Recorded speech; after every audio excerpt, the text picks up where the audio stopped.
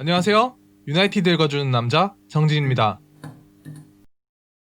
오늘은 2021 시즌 프리미어리그 3라운드 브라이튼전에 앞서 간단한 전술적인 포인트들을 짚어보도록 하겠습니다. 시즌 개막부터 팰리스의 3대1로 패하며 좋지 못한 출발을 맞이하게 된 유나이티드는 여러모로 승리가 필요한 상황입니다. 우선 첫 번째 경기에서 결과도 결과였지만 경기력이 워낙 심각한 수준이었기에 이번 경기를 통해 팬들에게 달라진 모습을 보여줄 필요가 있고, 선수단의 자신감 회복을 위해서나 시즌 운용에 빠른 순환 궤도로의 진입을 위해서도 결과로 승점 3점을 가져오는 것이 필요합니다. 이번 경기에서 유나이티드의 예상 포메이션은 본격적으로 정상 궤도로의 진입을 나타낼 것으로 보이는데요. 앞서 치른 두 경기에서 팰리스전의 경우 경기 감각 문제로 몇몇 주전 자원들이 이탈했었고, 루튼타운전에서는 전 포지션에 걸쳐 로테이션이 가동되었던 것을 상기한다면 이번 경기에서는 일주일간의 정규 시즌 기간을 보낼 만큼 본격적으로 주전 라인업이 가동될 것이라 보입니다. 때문에 아직 이적 시장이 끝나지는 않았지만 솔샤르 감독의 이번 시즌 구상이 어떻게 전개될지 확인하는 차원에서는 실질적인 시즌 첫 경기라고 보아도 무방할 경기가 될 것입니다. 개인적으로는 시즌 초반에 걸쳐 대야가 신뢰를 받는 가운데 쇼, 맥과이어, 바이, 완비사카의 백퍼라인이 가동되지 않을까 예상합니다. 팰리스전에서 실책을 여러 차례 저지르며 무너진 린델로프의 약점이 드러났고, 비판 여론이 거센 상황에서 자주 멘탈이 나가는 모습을 보여주는 린델로프를 선발 출전시키는 것은 상당한 위험 부담을 안고 있을 것입니다. 당연히 상대 감독도 이 부분을 알고 있을 것이고 심리적으로 위축되어 있다는 것을 인지하고 있을 것이기에 집중적으로 린델로프 쪽을 공략하려고 하겠죠. 때문에 루튼타운전에서 오랜만에 출장하며 몇 차례의 실수가 있긴 했지만 넓은 커버 범위와 저돌적인 수비를 보여주었던 에릭 바리가 맥과이어의 파트너로 본격적인 시험 무대에 서게 될 것이라 보입니다. 중원에 대해서는 사실 유나이티드의 모든 포지션 중 전력면에서 가장 뛰어난 포지션인 만큼 다소 고민을 했는데요. 프레드가 볼란테로 출전하고 그 앞에서 브루노와 반더베이크가 출전하는 4-3-3 형태가 베스트이지 않을까 예상합니다. 공격진에는 당연히 특별한 이변이 없는 한 래시포드와 마샬, 그린우드가 선발이 되고요. 특히 한 가지 눈여겨볼 점은 브루노와 반더베이크의 중원 구성이 이루어질 경우 두 선수의 높이가 어떻게 구성되느냐에 대한 것입니다. 팰리스전에서 반더베이크 포그바와 교체되었을 때는 파트너가 볼 전개 능력이 부족한 맥토미니였기에 공을 쥔 상태에서의 전개 옵션을 가진 브루노를 내리고 반더베이크를 박스 쪽으로 붙이는 선택을 했던 솔샤르 감독이지만, 후방 볼 전개를 능수하게 해내는 프레드가 파트너일 때는 어떻게 구성이 될지 이 부분을 체크하면서 보는 것이 향후 유나이티드의 중원 구성이 어떻게 이루어질지를 판단하는데 중요한 포인트가 될 수 있기 때문입니다.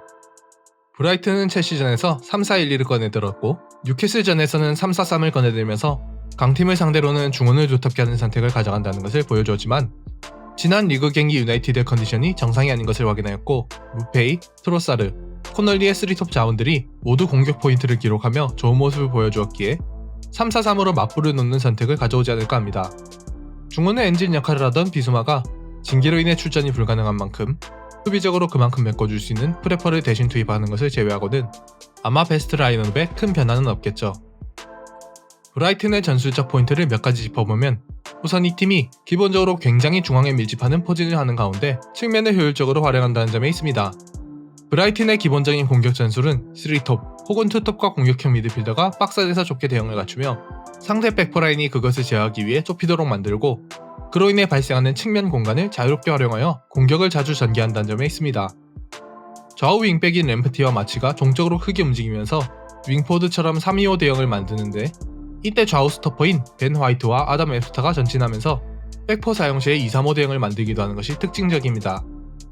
수비 상황에서는 그레이엄 포터 감독이 굉장히 콤팩트한 공간을 유지하는 데 상당히 주안점을 두는 만큼 수비 대형이 전체적으로 낮은 두 줄 수비를 구성하는데, 벤 화이트, 루이스 덩크, 아담 웹스터의 수비 라인이 전체적으로 대인 마킹 능력이 상당히 뛰어나기에 1대1 돌파로 이들을 뚫어내는 것은 굉장히 어려운 일이 될 것입니다. 또 하나 주목할 만한 부분은 브라이튼이 역습을 진행함에 있어 다이아몬드 대형을 굉장히 잘 활용한다는 것입니다.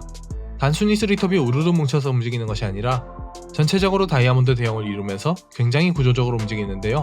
이러한 움직임으로 인해 세컨볼 장악이나 찬스 확보에 있어 상당히 위협적인 모습을 보이는 만큼 측면에서 공이 넘어왔을 때 확실하게 처리할 필요가 있어 보입니다.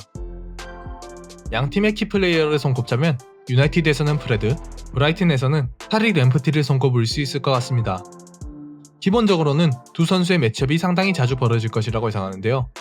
속도와 민첩한 방향 전환으로 브라이튼의 우측면을 책임지는 램프티는 앞서의 첼시전과 뉴캐슬전에 걸쳐서 굉장히 위협적인 돌격대장 임무를 수행했습니다. 유나이티드와의 경기에서도 당연히 브라이튼의 공격의 시장을 장식할 선수가 우측면의 램프티라고 보이는데, 램프티를 얼마나 잘 커버할 수 있느냐가 브라이튼 공격의 날카로움을 좌우하는 관건이니만큼 측면 커버를 진행할 프레드의 수비 가담이 중요하게 여겨질 것입니다. 물론 반대편의 솔리마치 역시 기본적으로 윙어 출신의 윙백이니만큼 공격적으로 상당히 날카로우니 램프티만큼이나 주의해야겠죠. 유나이티드의 또 다른 키플레이어는 아마 브루노가 되지 않을까 생각합니다. 기본적으로 백3 대응을 활용하는 브라이튼은 그만큼 측면 뒷공간에서 자주 허점을 드러내는데, 상대 윙백들이 복귀하기 전에 이 공간을 파는 것이 지공 상황에서 두 줄 수비를 뚫어내는데 어려움을 겪는 유나이티드에게는 그만큼 중요한 과제가 될 것입니다.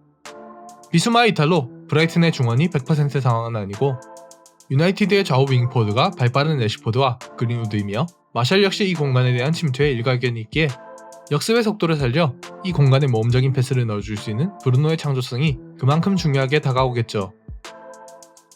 브라이튼이 굉장히 좋은 페이스를 보여주고 있는 만큼 사실 경기 양방이 무승부 이상으로 끝나면 충분히 선전한 경기라고 생각합니다. 완비사카와 쇼가 정상 컨디션이라면 특별히 걱정할 이유 없이 중앙은 잘 묶어낼 것이라고 보이지만, 그럼에도 브라이튼의 측면으로부터 시작하는 헤비메탈 축구가 굉장히 파괴력 있기 때문입니다. 오히려 팰리스전보다도 훨씬 어려운 경기일지도 모르겠다고 조심스레 전망하는 가운데 유나이티드의 선전을 기원하며 여기서 이만 프리뷰 마치도록 하겠습니다. 시청해주셔서 감사드리며 영상이 유익하셨다면 좋아요와 구독 한 번씩 부탁드립니다. 지금까지 유나이티드 읽어주는 남자 정진이었습니다.